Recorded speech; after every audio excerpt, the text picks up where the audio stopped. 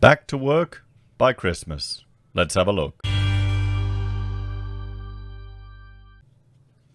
Hello everyone, Florian.heise here, and welcome to another episode of HeiseSays.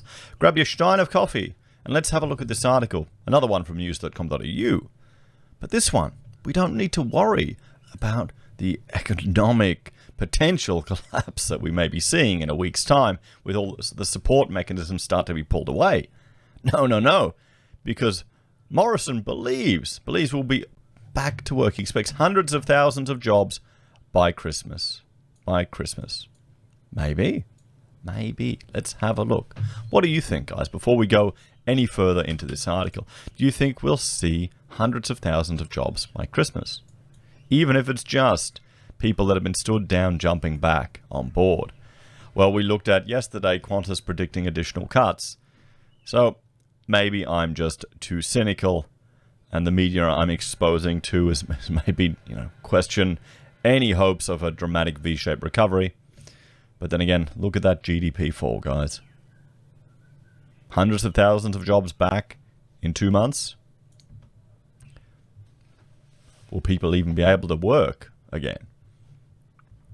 So Morrison defends the cuts, expects hundreds of thousands of jobs by Christmas. Prime Minister Scott Morrison has backed the controversial decision to cut its coronavirus welfare payments next week, saying he expects hundreds of thousands of jobs to return before Christmas. The Prime Minister said Victoria's moving out of strict lockdown measures could help drive jobs growth, adding that 60% of JobKeeper payments would be going to that state by the end of the month. So what he's saying is we should just let Victoria secede.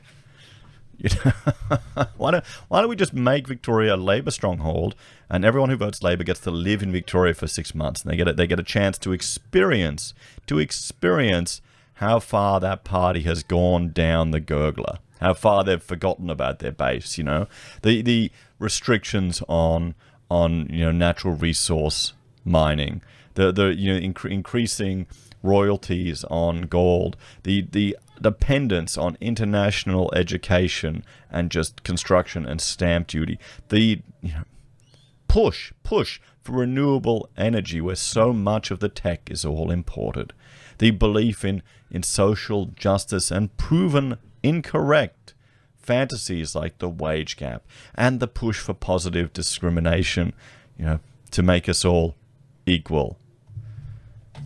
Maybe we'll see. Oh, and then the complete restrictions on your freedom, and a premier that seems to be pushing for more controls over people's day-to-day lives. Maybe. What do you think, guys?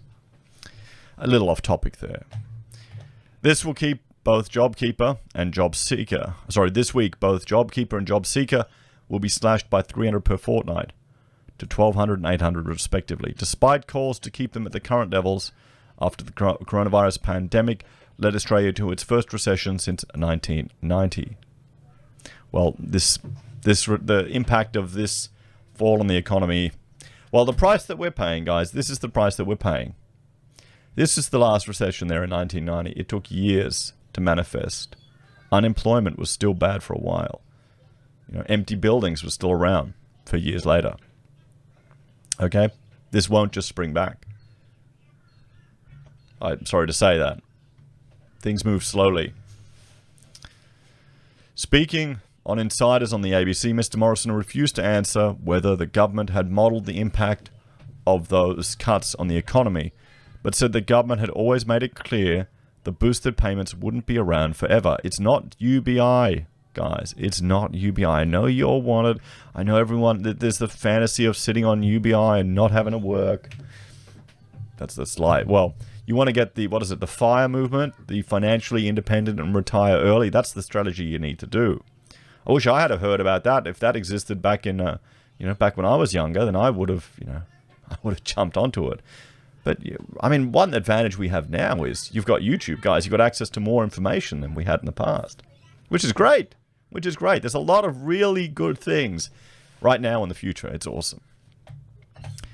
Well, what we've seen in the last 3 months is over 400,000 jobs come back into the economy, and that is good news. That's encouraging news, he said. We are just over half of the way back, And JobKeeper has played, with JobSeeker, an incredibly important role in keeping people in positions. You don't have to hold onto every measure forever. There are other measures that can come in and pick up from where others left off. We're transitioning JobKeeper. It's important to do that. We've always said it was not something that would be around forever. The PM said Victoria, which could see more people return to work from September 28 if an ease of Melbourne's lockdown measures are triggered, would be key to the nation's recovery.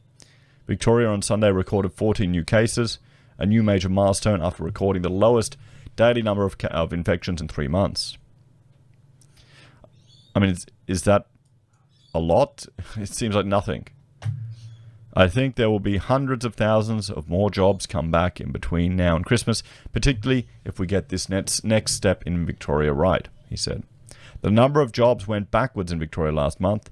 Victoria will bounce back, and that will add to the level of jobs growth. Yes, but we've had, sure, unemployment has gone down. Unemployment has gone down. If you look at the ABS data, if you look at the Roy Morgan data, unemployment has gone up. And the decrease in unemployment is a lot of people starting small businesses. So hopefully they'll take off, but in this climate, it's going to be challenging. This week, Australian Council of Social Services Chief Executive Dr. Cassandra Goldie told news.com.au the cuts would be devastating to unemployed people facing an uncertain future. There are 12 people receiving JobSeeker for every job vacancy. And this is 28 people for every vacancy in regional areas, she said. There are lots of things that are not in our control in this pandemic. But one thing that the government does have control over is ensuring that everyone has enough to cover the basics of life, including a safe place to live. Not only is that the right thing to do, it's one of the best things we can do to support jobs now and on the long, hard road to full recovery. What do you think, everyone? What do you think? Do you want the government to continue their interventions in the economy, or will this just mollycoddle us? Will this result in an economy and in a people that can't stand on their own 2 feet? How many zombie businesses are there? What would you rather? Just continuing this on? How long can they drag it out? What if there's more government interventions that they deem necessary to shut the economy in the future?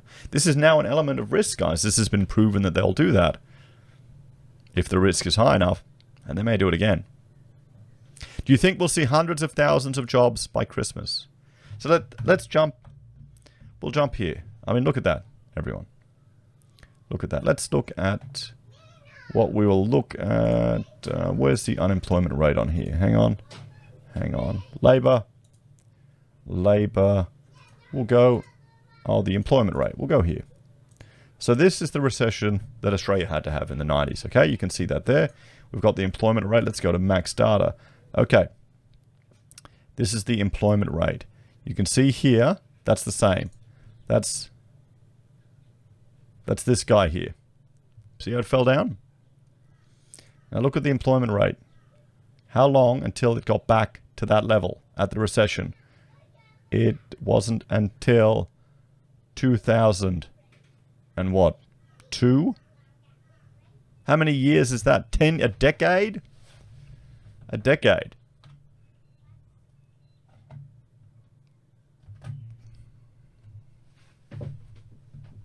What do you think, everyone?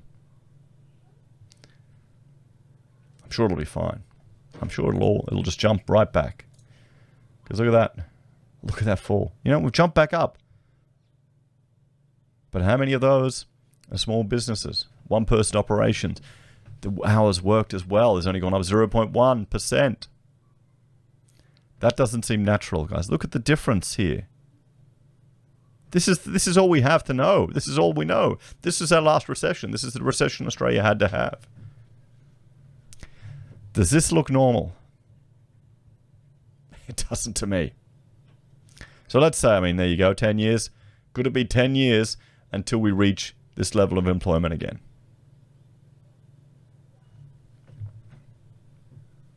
As always, thanks for watching.